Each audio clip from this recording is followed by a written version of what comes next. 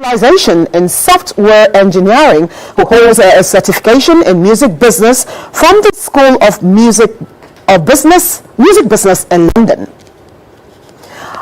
On this panel, the moderator will be Kennedy Ekezie Joseph, Chief Executive Officer, who might be en route to us because this is an era of technology. We never can tell.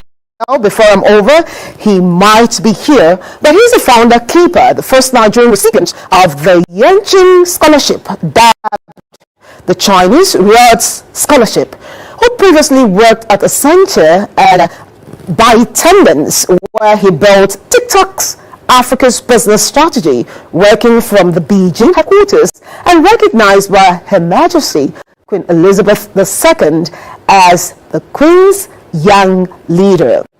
While we wait for Kennedy to join us, I'd like to stand in for him as I welcome the panelists who are online. Hello, everyone. Hello. And it's Brian. Hello. Hello, Rotimi. It's so nice to have all of you here. So I'm going to start with you, Rotimi. Right now, when you palpate and look at the permutations and all what's going on, what do you think the level of youth engagement is on the continent of Africa so far?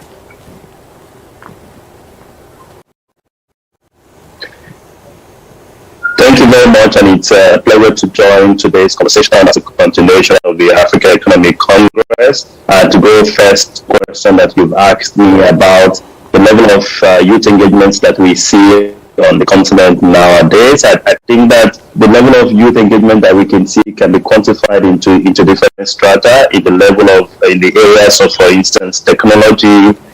Young people on the continent have played a leading role to bring technology to people and to create innovative solutions for young people across the continent and beyond. We have seen in the last 24 months a number of African startups led by young people who have achieved unicorn status in fintech, in business to business, and in providing innovative solutions across board. On the other hand, also we have various challenges that are coming up in several African countries. COVID has also exposed that education, there's a challenge with the educational sector, where during COVID schools were locked down, millions of kids and young people across Africa were unable to access quality education, and that also is a huge challenge. The second challenge is also unemployment. Unemployment in Nigeria is double digit. We see similar figures in Kenya, in Egypt, where they're also struggling with unemployment figures. In South Africa, it's even higher, where you have a huge number of especially young people who are unemployed, and this is a big challenge that we're seeing across board. In the last 1 year also, there's been some challenge around democratic governance on the continent, where we have seen what we thought we have left in the past, which is military coups come up in a number of countries. We've seen in Guinea, most recently in Sudan, and very recently we're monitoring the situations happening in Ethiopia, and this will roll back some of the democratic governance gains that young people have led and have been part of championing all over the continent. As you know, in Sudan, for instance, young people were at the helm of asking for a change in governance, where the former president al-Bashir has held forth for a long time, but has then pushed in a new dispensation, ushering the opportunity for young people to contribute to the economic development of that country. So on both sides, we see a lot of positives, where young people are at the forefront of promoting change and leading change across the continent, but we still see some of the teething challenges that we continue to battle as we move ahead within the continent. Okay, so I'll still stay with you, since you have already pointed out some of those challenges, before I move over to our next panelist. What's the way out of those challenges? Because when you see a problem, the way to getting out of it and creating a level ground where you walk at par with others in other continents is a solution. Excellent, and I totally agree with you. I think that there are a number of emerging opportunities that we need to see how to harness in order to promote solutions to some of the challenges that we see. One of them is the Africa Free Trade Agreement, which is now been signed by, I think, about 53 to 54 of the countries on the continent, with headquarters in Ghana, in Accra, as a framework on how Africa can improve on intra-Africa trade and reducing the effects that we see. Good agreement on paper, but if we move through the agreement on paper and its implementation very quickly, it will unleash the kind of trade that we want to see on the continent. As of today, it's easier for anyone to order for goods in London or in New York via Amazon and deliver. More difficult if I find a product in Nairobi or in Accra. If I see shea butter in Accra and I want to order to Lagos, it's very difficult. So we need to solve these challenges, and the Africa Free Trade Agreement provides a framework and also enormous opportunities for us to do so. As we speak, world leaders are gathered in Glasgow, in Scotland, discussing about response to climate change.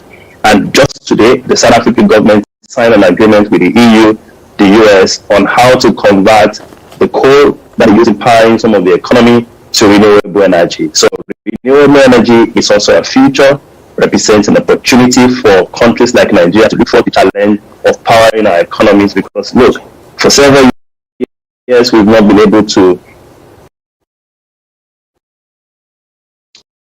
light up Nigeria, and so we should around climate change and focus on renewable energy to power the economy and provide new and emerging solutions for our young people. So a country like Nigeria should work with our tertiary institutions. African government should work with tertiary institutions to retool the next set of generation leaders that we're training to our tertiary institutions to go and study issues around renewable energy, climate solutions, in order that we can reap the advantage that is coming in the next future. Young people are positioned. We have the youngest population on the continent in the world, and we need to retool them in order to take advantage of these emerging opportunities that we see in the fort. Thank you very much, Rotimi. Professor Jonathan Moyo, I see that you're already online, and it's so good to have you here. Now, since Olawale has already spoken about reskilling, retooling, and rescaling, can you hear me, Prof? Please give me a thumbs up if you can hear me.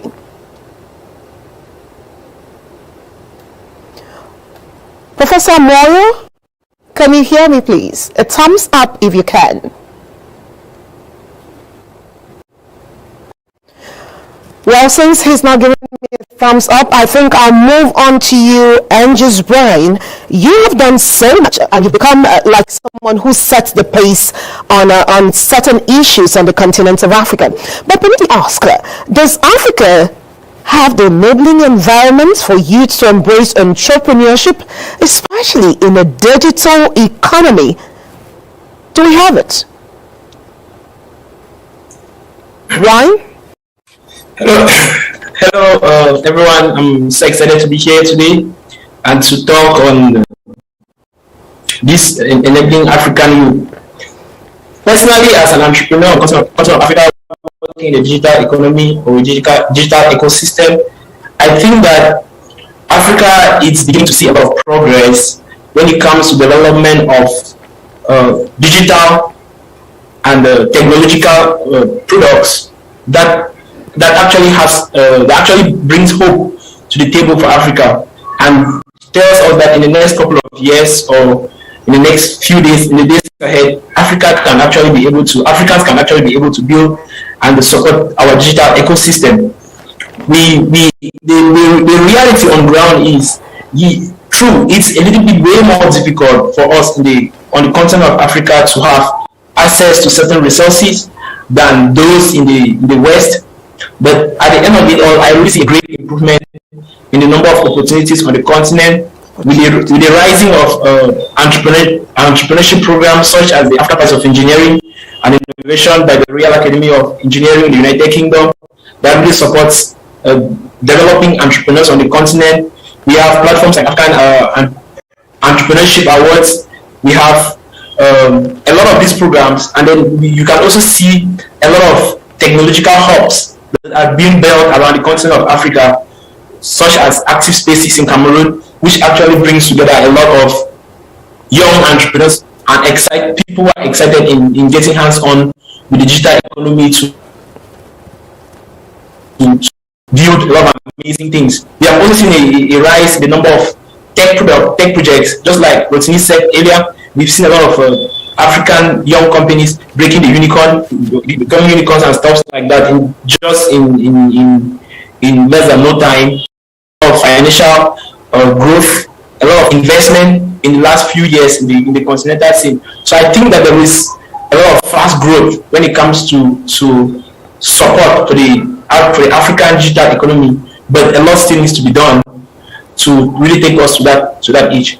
And when you say a lot still needs to be done, in few sentences, tell us about this lot that needs to be done.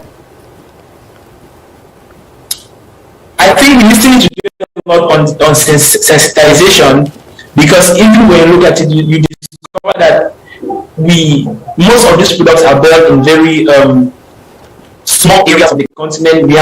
We can actually see, for example, Joburg in South Africa, Nairobi in Kenya, Lagos, Accra might be Buea in Cameroon, and a few towns. And then when you get to those towns, you discover that the tech ecosystem is circulating around 1 or 2 or 3 hubs. Okay. Which tells us that a lot still needs to be done when it first of all comes to the education, technological education, and the advancement of digital incorporation of digital solutions. I also think that incorporating digital solutions into the African business sector, African developed digital solutions is still something a lot of African businesses are scared away. Are scared. I've seen a lot of cases where African companies prefer to buy technological products from Western companies than from home-based tech startups. So I still think we need to do a lot, especially when it comes to the education of tech. In Cameroon, let me take this for example. We don't have technology like that computing really embedded onto the primary level of academic. I don't know how it is in Nigeria, but in Cameroon, if you start looking at computing, we start coming at secondary level, and when you get into the university and stuff. So I think we still need to do a lot when it comes to building ourselves into that tech ecosystem. And I believe that the future of the world is around technology. Everybody's going digital, mobile as well. So if Africans don't take the lead in building these products for ourselves, we might end up in a situation where we will still be left with what give us rather than us building for our own, being sustainable as an independent continent. Okay, so you believe that you're saying that Africans should believe in the technology emanating from Africa to solve African problems. Yes. That's right there. I now move over to Professor Jonathan. Prof, you're welcome. Prof, a lot seems to be wrong with the education system on the continent of Africa. And I think this is the reason why when Africans move on to other continents of the world, they need recertification before they're being accepted into the streams of industries in those continents. Prof, so as a starter, what is wrong with the African educational system, especially as it concerns science, technology, engineering, and mathematics?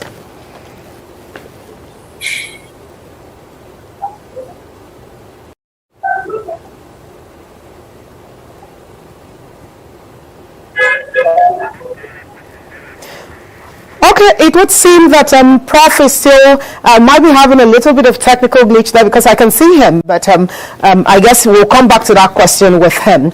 Rotimi, what do you think is leading to this? Why the loss of so much interest in young people from science, technology, engineering, and mathematics, which seems to be the way forward for the continent of Africa, if we have to sit on the same table with developed continents of the world? I think that what we have on the continent is what people say, that there is an abundance of talent, but what we do not have is an abundance of opportunities. And so you find a situation where We have trained X number of engineers in Nigeria, but you would see that they are mostly hired in banks and financial institutions because that's where jobs are readily available. And so I would say in such a scenario, it's a waste of resources because one, they have invested personal resources from themselves, from their families. Government has probably subsidized that education because of a public institution on the continent. And then when they come out and there's no connection between the private sector, the industry, and the universities, then it's a waste of resources. Today, there's practically very little research that is being done in our higher institutions. In many institutions across the world, majority of innovation, leading innovation that is being done that we see across the world emanate from university. When the entire world faced the challenge of COVID, you see researchers in several universities across the world go into their labs to begin to ask questions, how can we find the solution? And this is based on years and years and years of research. It doesn't happen overnight. And we need to begin to make those investments. And this investment is not going to happen from government alone. We need the cooperation of the organized private sector. I always say, if organized private sector can pull funds together to fund all kinds of shows that we see on TV and present winning amounts for programs popular programs that people watch on TV, then it means that with the support of government, they can pull such funds together to fund and finance programs that will help us to train and retool our next set of engineers and young people who are interested in STEM. Now, when we want to build the skills in STEM, it doesn't even start at the university level. We have to start from the grassroots.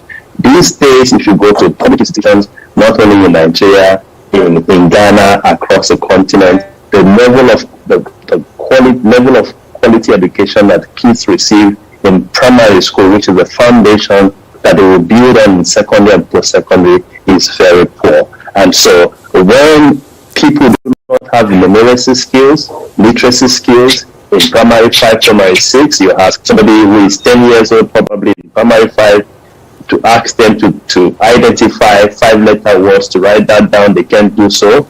They can do simple addition. They can do multiplication. Then it's going to be difficult for them to build anything on it. If you go into secondary schools across the continent today, there's no laboratories. There are many laboratories that are dilapidated. I walked into a school in Copenhagen and I see what high school students are experimenting with. When I was in university, we didn't even have a chance to experiment with some of the things high school students